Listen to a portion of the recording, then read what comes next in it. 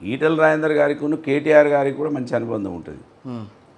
ఒక కేసీఆర్ మరి అప్పుడు మరి బీఆర్ఎస్ని వదిలేసేసి ఆయన బీజేపీలో ఎందుకు జాయిన్ అవుతారు అంత అనుబంధం ఉంటే? అంటే కేసీఆర్ గారితో విభేదం రావడం వలన వచ్చింది తప్ప కేటీఆర్ గారు వాళ్ళిద్దరు సొంత అన్నదమ్ములాగా ఉంటారు.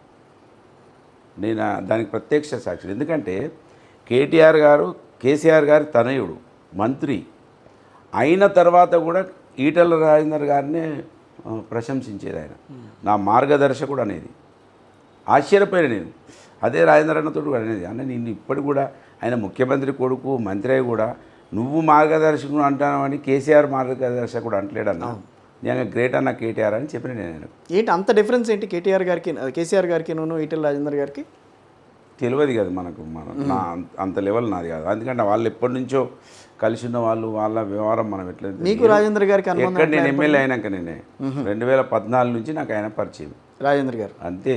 అంతకుముందు నాకు పరిచయం లేదు, కలిసి ఉన్నది కాదు.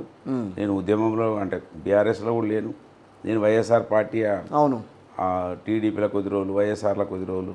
టీడీపీలో ఉన్నారు కదా కొన్నాళ్ళు. 1.5 years. ఎలా ఉంది అది? టీడీపీకి వైఎస్ఆర్సీపీకి ఏమైనా డిఫరెన్స్ కనిపించింది? వైఎస్ఆర్సీపీ జబర్దస్త్ పార్టీ, జగన్ మంచి లీడరు 100%.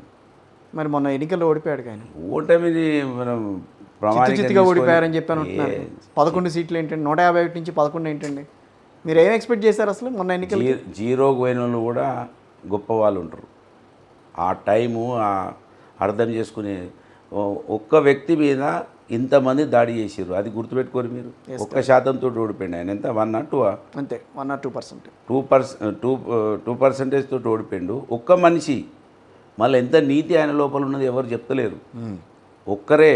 మీరేం చూసారు ఆయన దగ్గర? ఆయన లోపల ఉన్న ఒకటే మాట ఇస్తే కట్టుబడి ఉంటాడు. మాట మీద ఉండే వ్యక్తి. మాట మీదనే జైలుకు పోయొచ్చిన తర్వాత కూడా ఆయన ఏదైతే మా నాన్న ఆశయాలు ఉన్నాయో దానికోసమే పనిచేస్తా అని చెప్పిండు. పాదయాత్ర చేసిండు. మళ్ళీ ఆయన సీఎం కాకపోతే ఆయన ఎమ్మెల్యేలు కొనుగోలు చేసి ఆయనని చిత్తు చేసినా కూడా నిలబడి సీఎం అయ్యిండు. సీఎం అయిన తర్వాత కూడా ఆయన ఇచ్చిన మాట పథకాలు ఇస్తానని ఇచ్చిండు. ఎవరితోటి పొత్తు పెట్టుకోలేదు. చంద్రబాబు నాయుడు మొన్న చంద్రబాబు నాయుడు 2019లో ఒకరితోటి పొత్తు కాంగ్రెస్ తోటి, మళ్ళీ 2023 వచ్చే వరకు మళ్ళీ బీజేపీ తోటి పోయింది. 14లో బీజేపీ తోటి పోయింది. 4 దిక్కులో తిరుగుతాడు చంద్రబాబు నాయుడు. జగన్ తిరిగిండు ఎక్కడికన్నా? ఒక్కటన్నా ఒక్కరి దగ్గరికన్నా పోయి మోకరిల్లిండా? ఆయన పథకాలు ఇస్తారని పథకాలు ఇచ్చింది. పైసలు పంచి పెడతాడు. ఇప్పుడు చంద్రబాబు నాయుడు పైసలు పంచి పెడతలేడా? పెన్షన్లు పెంచలేదా? అనేక పథకాలు పెట్టిండు. మొన్న ఈడ 6 గ్యారెంటీలు అన్నట్టు ఆయన 60 గ్యారెంటీలు పెట్టిండు. అవునా కాదా? మరి జగన్ మాట మీద నిలబడ్డ వ్యక్తి.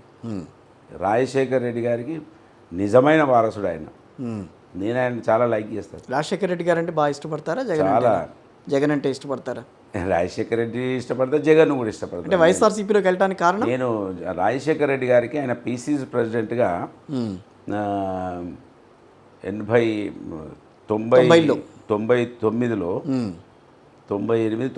ఆయన పీసీసీ ప్రెసిడెంట్గా పెద్దపల్లికి వచ్చినప్పుడు ఆయనకు రక్త తిలకం దిద్దిన. నేను ఇట్లా బ్లేడ్ కట్ చేసుకొని రక్త తిలకం దిద్దిన. మొత్తం పాదయాత్ర చేస్తున్నప్పుడు? టూరింగ్లో పాదయాత్ర కన్నా బిఫోర్ పాదయాత్ర 2004 కదా. ఆయన 2003, 2002లో పాదయాత్ర చేశారు. నేను 99 అప్పుడు చెప్తున్నా. రక్త తిలకం దిద్దిన.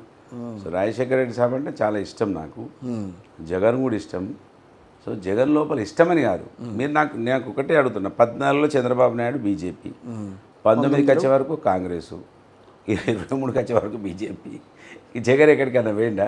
ఎక్కడికి వెళ్ళలే. జైలుకు పోయిండు. కావాలంటే వీళ్ళు కుట్రలు చేసి జైలుకు పంపితే పోయిండు, కానీ ఎవరికి సలాం కొట్టలే. అలా అధికారంలో ఉన్న కాంగ్రెస్ పార్టీ కూడా సలాం కొట్టలే. ఆయన సలాం కొడితే ఆయన జైలుకు పోయి పంపేవాళ్ళు కాదు కదా. అవును. సో నెంబర్ 1 వ్యక్తి జగన్.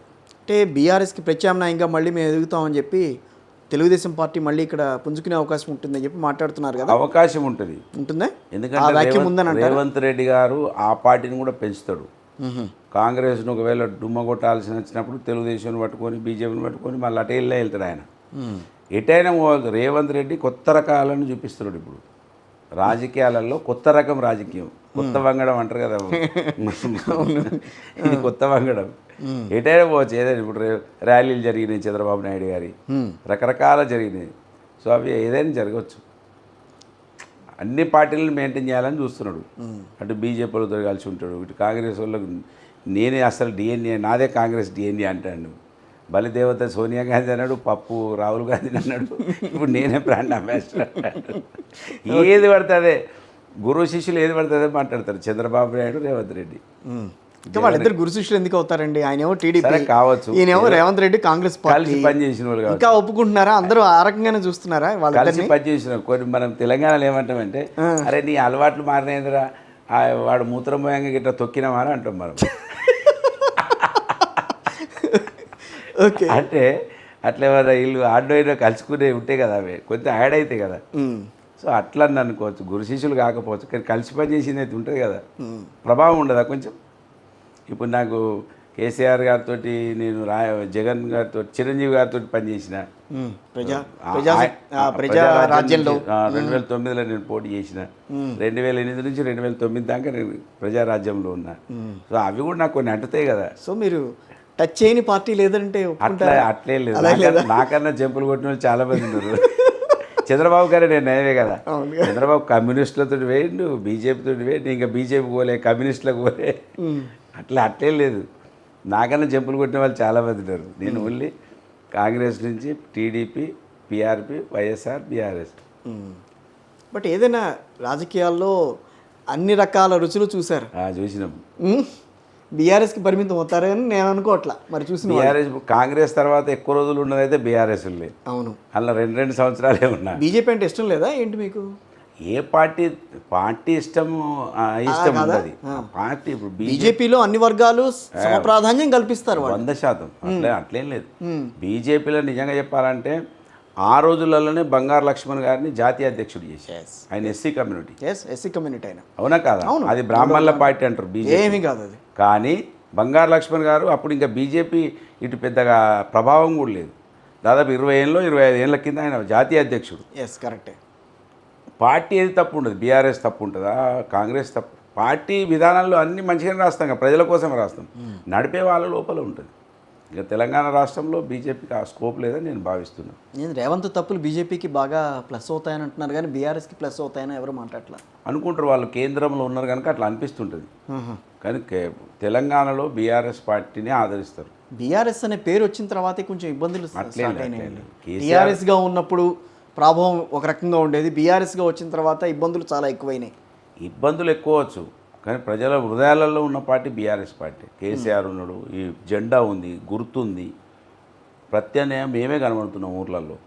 మమ్మల్ని చూస్తున్నాం. మంత్రికి వచ్చే వరకు మేమే మా పార్టీ కనబడుతుంది, బీజేపీ ఉన్నదా లేదు. ఏమైనా చేస్తున్నారు వాళ్ళు? బండి సంజయ్ గారు కరీంనగర్ మొత్తం, బండి సంజయ్ ఆయన హైదరాబాదు ఆయన అంతేనంటారా? అంతే. ఆయన ఏం పెద్దగా ఏమి, ఆయన ఎమ్మెల్యే ఎందుకు గెలవలేదు చెప్పండి, మీరు చెప్పండి బాయ్ సాబ్. ఆయన పార్టీ ప్రభావం ఉంటే ఎమ్మెల్యే ఎందుకు గెలవలేదు చెప్పండి.